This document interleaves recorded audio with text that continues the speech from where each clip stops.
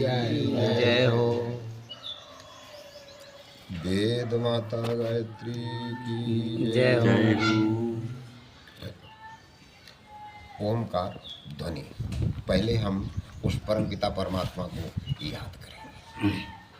अपने चारों तरफ उसे विद्यमान देखिए, चारों तरफ ऊपर नीचे दाएं बाएं हर जगह वो विद्यमान है। यह देख करके आप ध्यानावस्थित होकर के उस परम पिता परमात्मा के नाम का उच्चारण करेंगे।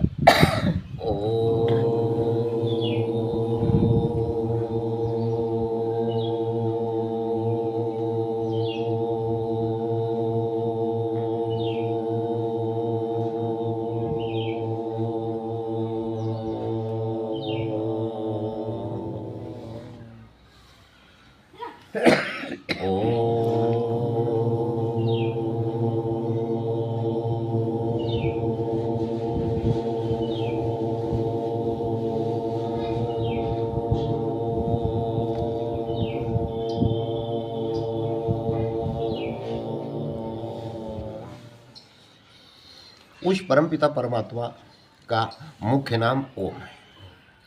हम ओम का उच्चारण जब करते हैं तो हमारे शरीर में, पूरे शरीर में एक वाइब्रेशन पैदा होता है, कंपन पैदा होता है, जिससे हमारे अंदर नकारात्मक ऊर्जा जो है, जिसे कहते हैं निगेटिव सोच, वो बाहर चली जाती है और सात्विक ऊर्जा, पॉजिटिव ऊर्जा जो हमें प्राण देती है, वो ऊर्जा हमारे अंदर पहुंच जाती है। इसे करने में जो सोचो ये कोई योग ही योग नहीं है, उस परम पिता परमात्मा का ध्यान है। हम चारों तरफ उसे अपना देख करके स्वतंत्रता पूर्वक मन में बगैर चिंता किए उसका ध्यान करते हैं कि इस समय हम तो परम पिता परमात्मा के ध्यान। कोई कुछ भी करता है तो इस शरीर को क्षत विक्षत कर सकता है, क्योंकि आत्मा है वो तो, लेकिन ये शरीर क्षत विक्षत किया जा सकता है। कुछ करा है तुम तो ध्यान में, और किसी ने आकर के कोई वार कर दिया या कुछ कर दिया तो वो शरीर को नष्ट कर सकता है, चोट पहुंचा सकता है, लेकिन इसके अंदर जो मैं आत्मा इसे किसी प्रकार से नष्ट नहीं किया जा सकता है। गीता में भी दिया है, न इसे अग्नि जला सकती है, न पवन उड़ा सकता है, न जल इसको अवशेषित कर सकता है। यानी कोई भी तत्व ऐसा नहीं है जो आत्मा को अपने, आत्मा स्वतंत्र है। सत्य तीन सत्ताएं जो पहले थीं, आज हैं और आगे भी रहेंगे। सबसे प्रथम है वो परमपिता परमात्मा जो मुख्य है। दूसरा है जीव, और तीसरी है प्रकृति। जब तक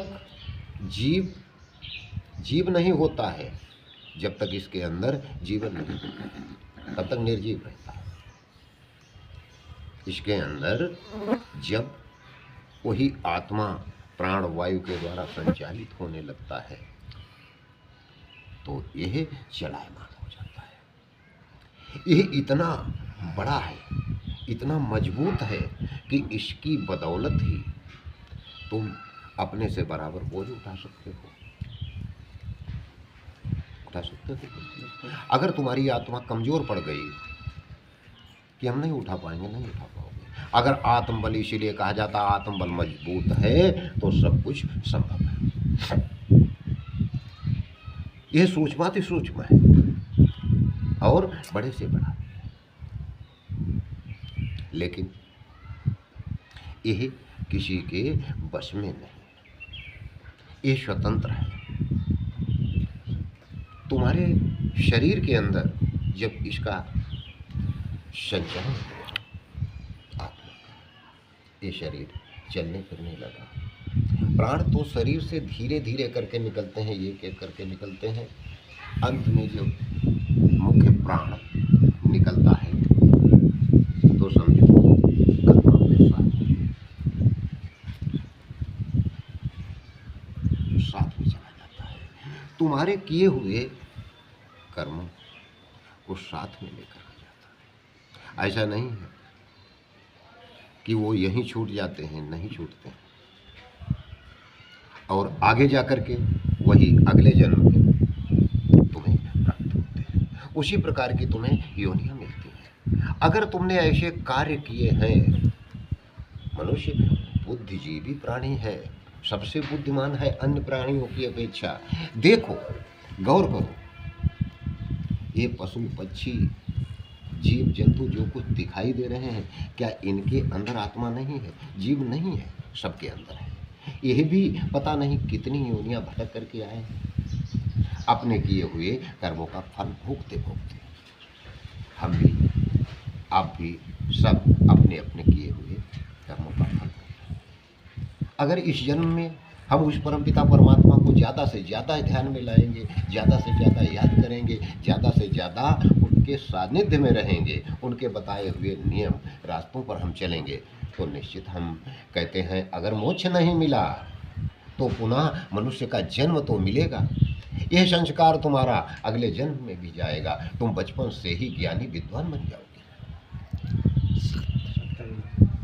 अगर उस ईश्वर का सानिध्य नहीं किया और इधर उधर खुराफातों में भटकते रहे, देखिए बंदर की योनि, क्या ये कष्ट नहीं सहते हैं? कष्ट सहते हैं लेकिन किसी से कह नहीं सकते हैं। कुत्ता है, कष्ट सहता है लेकिन किसी से कह नहीं सकता है, रोटी के लिए मारा मारा घूमता है। अपने इनके अंदर क्षुधा, मलमूत्र त्याग और वासनाएं, ये बुद्धि से सोचने की क्षमता नहीं है।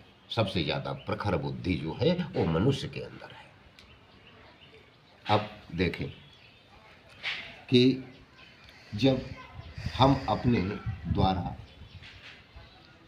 कोई भी गलत कार्य करते हैं,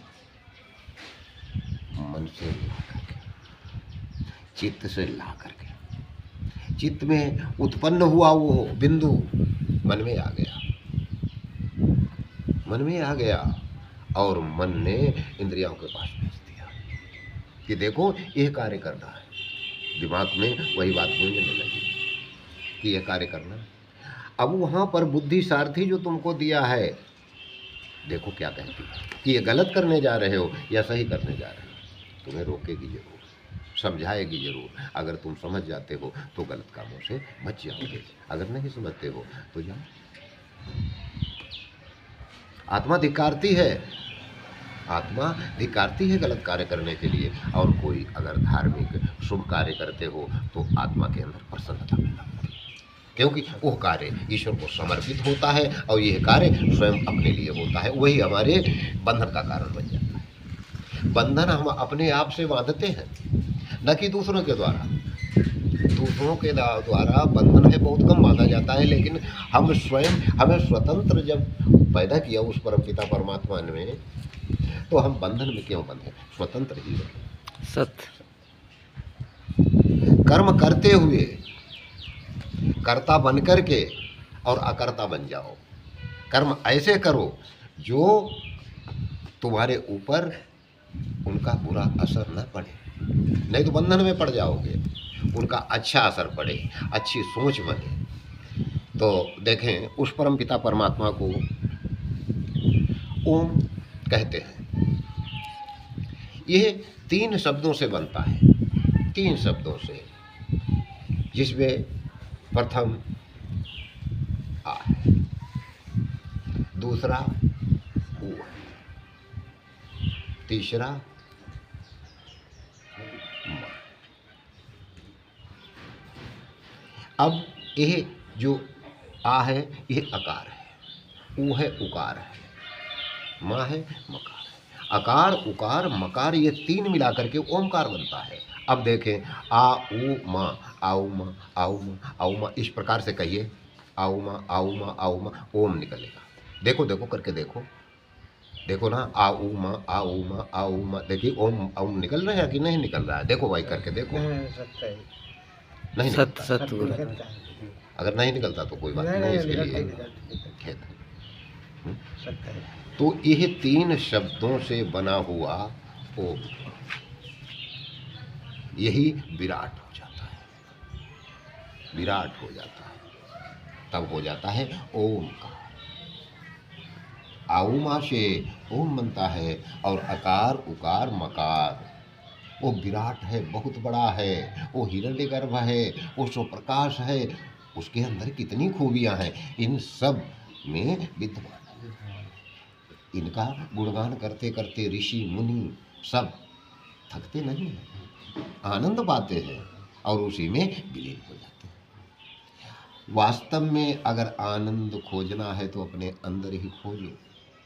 मनुष्य जीवन का ये सबसे मुख्य उद्देश्य है। जो जीव जंतु आनंद ढूंढ रहे हैं उसी को तुम ढूंढ रहे हो, क्यों? होता है ऐसा कि नहीं? जीव जंतु वो तो नासमझ है, उन्हें तो वो करना है, तुम क्यों वो कार्य कर रहे हो? गलत है। उस परमपिता परमात्मा ने बुद्धिमान बनाया। मनुष्य एक ऐसा प्राणी है जो अपना विकास, अपने परिवार का विकास, अपने समाज का विकास, अपने देश का विकास और अपने राष्ट्र का विकास, वो बेचारे क्या जाने।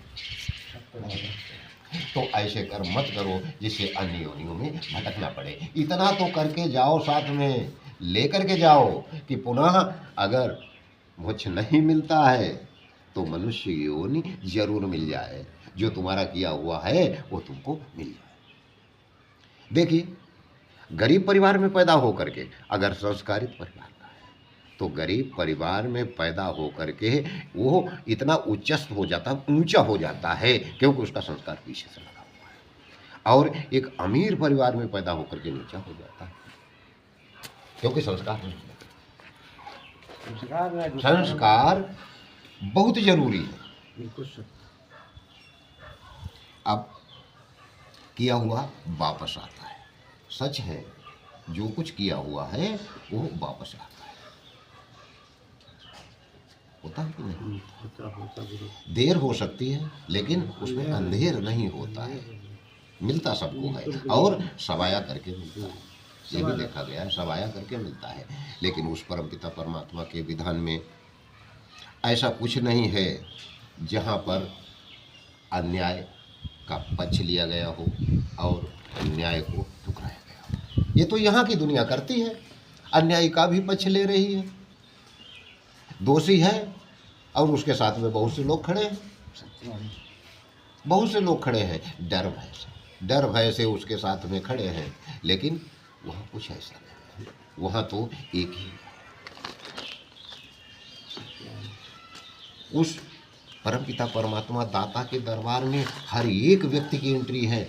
कोई कहे हम उनसे अलग हैं, नास्तिक बन जाए, हम मानते नहीं हैं, नहीं मानते हो तो कुछ नहीं लेना देना है, तुम नहीं मानते ना मानो, लेकिन वो तो तुम्हें मानता है, वो तुम्हें मानता है और भली बात जानता है, क्योंकि तुम्हारे किए हुए कर्मों का दंडाधिकारी वही है। तुम मानो या न मानो, न मान करके गलतियों पर गलतियां करो, वो कहने नहीं आएगा तुमसे कि मान जा बेटा, और किसी से यह भी नहीं कहता है कि तुम हमारी पूजा करो करके, किसी से नहीं उम्मीद करता है, क्योंकि वो सर्वशक्तिमान है, उसके पास सभी शक्तियां मौजूद हैं। हम लोगों के पास तो जरा जरा सी शक्ति है। हम अनुनय विनय प्रार्थना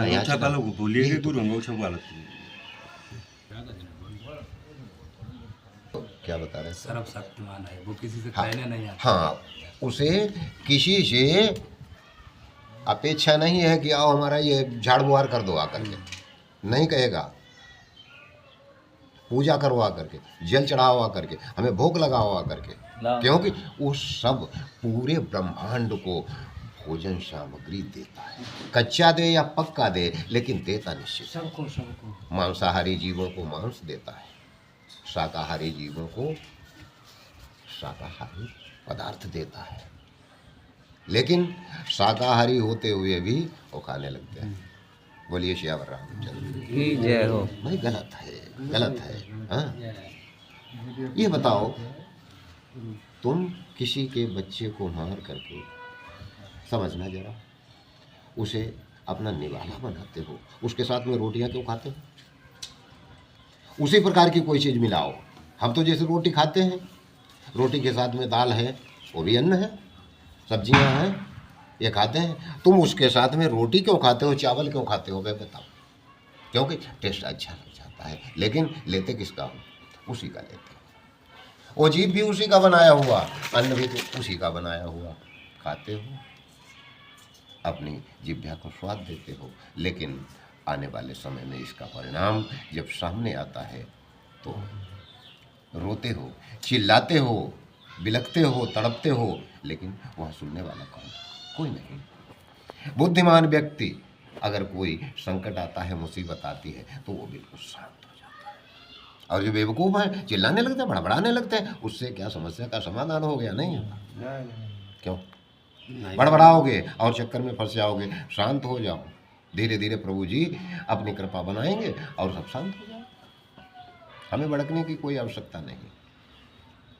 तो जैसे कोई अगर हमला करता है प्रभु के भक्त पर, तो अपना हमला तो करेगा, लेकिन जो आत्मा है उसे वो अपने बंधन में नहीं कर पाएगा। इस शरीर पर तो उसने कब्जा कर दिया, प्रहार कर दिया, इसे देख लिया, काट डाले या कुछ कर दे, लेकिन आत्मा का क्या किया? कुछ नहीं। क्योंकि ये शरीर पूरा जो है अयोध्यापुरी है। क्या कहा? अयोध्यापुरी है, पूरी अयोध्या। यही पूरा शरीर परमपिता परमात्मा ने ऐसा सजाया है, ऐसा बनाया है कि पूरी अयोध्या है। और इस अयोध्या के अंदर एक राम विराजमान। अलग अलग राम लोग कहते हैं। एक तो राजा दशरथ के पुत्र राम हुए, एक दूसरे राम बताए जाते हैं, एक तीसरे राम बताए जाते हैं, लेकिन इस अयोध्या में केवल राम रहते हैं। राम भी वही परमपिता परमात्मा है। ये राम राजा हैं, ये महापुरुष है, मर्यादा पुरुषोत्तम है, लेकिन जो हर एक घट के अंदर विराजमान है। इस अयोध्यापुरी में जहां चाहे तहां विचरण कर सकता है राम, है कि नहीं? इस अयोध्या के अंदर ही रहता है। तो अपने राम को अपने सर आंखों पे बिठाए रखो। सत्य। ये क्या चाहते हैं भाई? उनके चरित्र को देखो, मर्यादा में रह करके सभी कार्य किए हैं, तो इसी प्रकार से मर्यादा में रहो। तो इस अयोध्या में राम रहते हैं, यानी अंतर आत्मा है मौजूद, उसको कष्ट न पहुँचे, कोई ठेस न पहुँचे। मन तो ये चलायमान है, ये तो सब कुछ करवाने के लिए तैयार रहता है, लेकिन बुद्धि सारथी से कम। वो तुम्हारा आगे का भविष्य सफल करे। हाँ, वो इस शरीर का संचालन कर रहा है, रिमूवर है, देख रहा है, चलायमान कर रहा है, लेकिन इससे अलग है। और हमारे विद्वान ऋषि महर्षि बताते हैं कि वो हृदय गुफा से और यहाँ तक सुषुम्ना नाड़ी है, इसमें 2 ग्रंथियाँ हैं, 2 ग्रंथियाँ। उन ग्रंथियों के द्वारा जब प्राणवायु निकलता है, इड़ा पिंगला 2 नाड़ियों का मेल यहाँ पर होता है। बचपन में तुमने देखा होगा बच्चे के यहाँ पर बहुत कमजोर फुलफुला होता है, यहाँ पर ही वो नाड़ियाँ मिलती हैं। जब योगी योग के द्वारा उस मोक्ष क्रिया को प्राप्त करता है, तो उसकी प्राणवायु ऊर्ध रेता बन जाता है। ऊर्ध्व रेता, उसके प्राणवायु यहाँ से, और वो निम्न कोटि का जो है वो नीचे नीचे नीचे नीचे जाता है, आखिर में सबसे नीचे चला जाता है।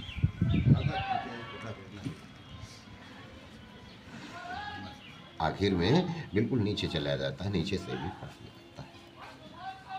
किसी को मलमूत्र हो जाता है, किसी का आँख खुला रहता है, जी किसी का नाक खुला रहता है, किसी का मुंह खुला रहता है, क्योंकि वो तो सूक्ष्माति सूक्ष्म है, जाता है तो साथ में सबको समेटे हुए ले जाता है।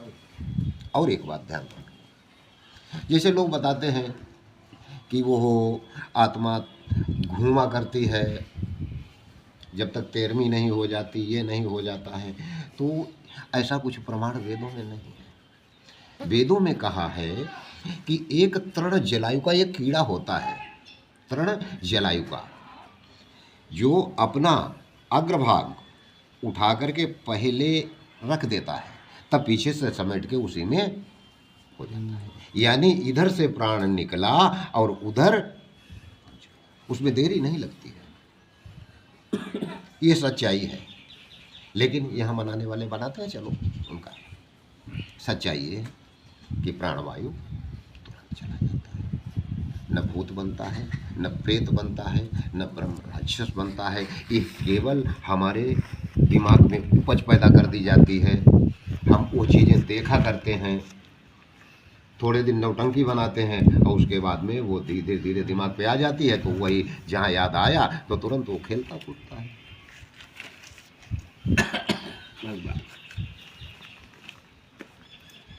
भूत प्रेत बाधाएं मनुष्य के शरीर में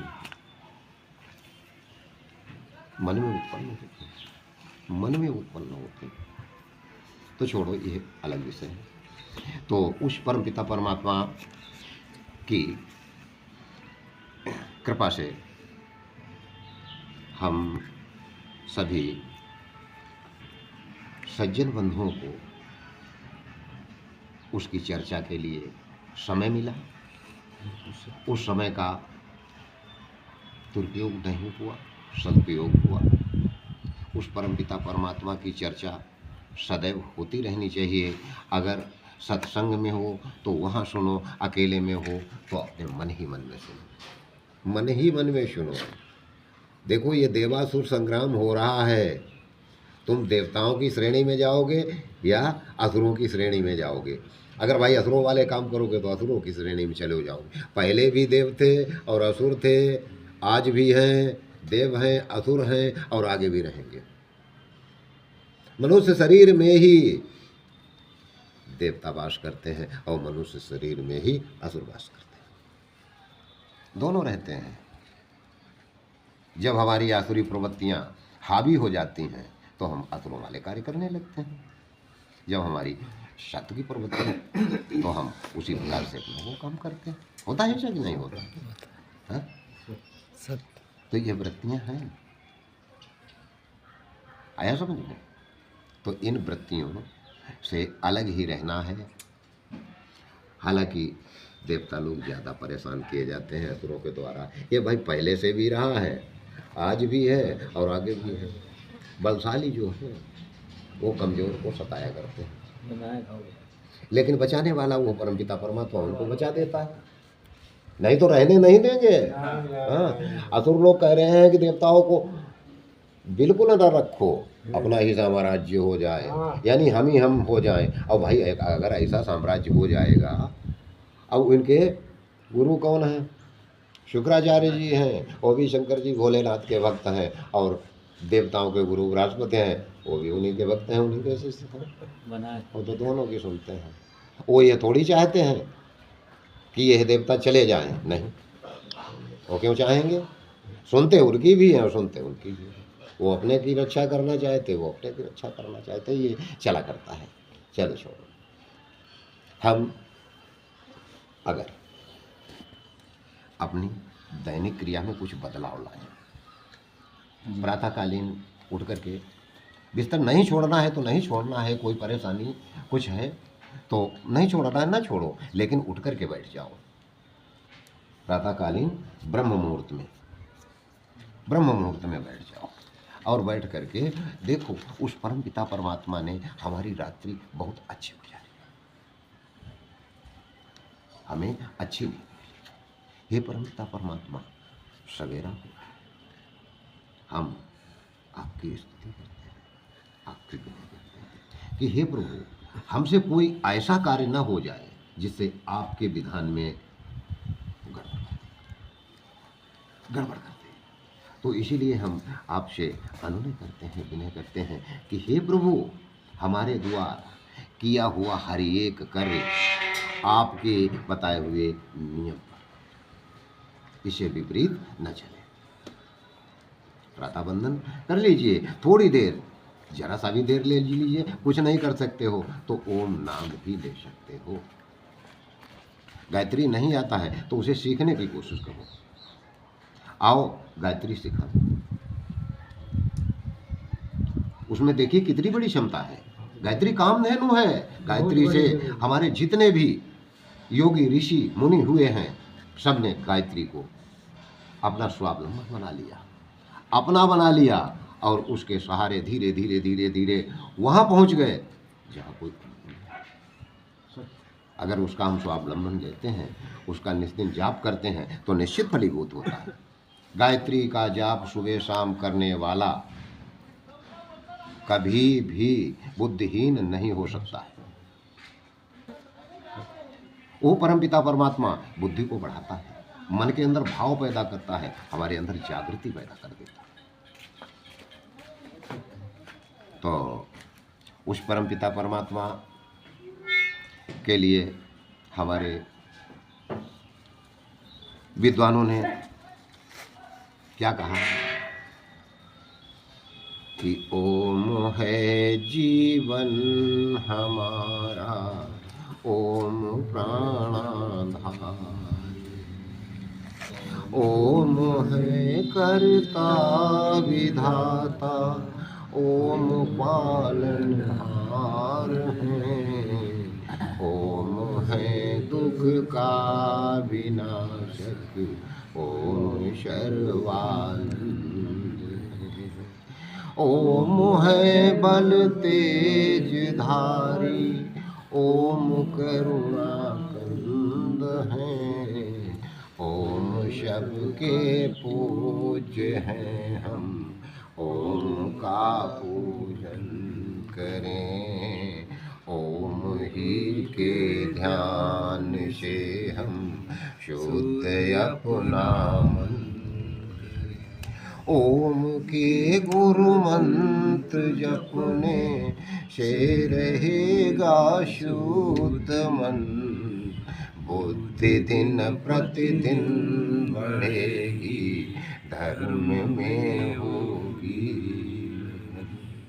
ओम के जप से हमारा ज्ञान बढ़ता जाएगा, अंत में प्रभु हमको मुक्ति तक पहुँचाएगा, प्रभु मुक्ति तक पहुँचाएगा। जय हो। शांति। जय हो। जय हो। कितनी देर का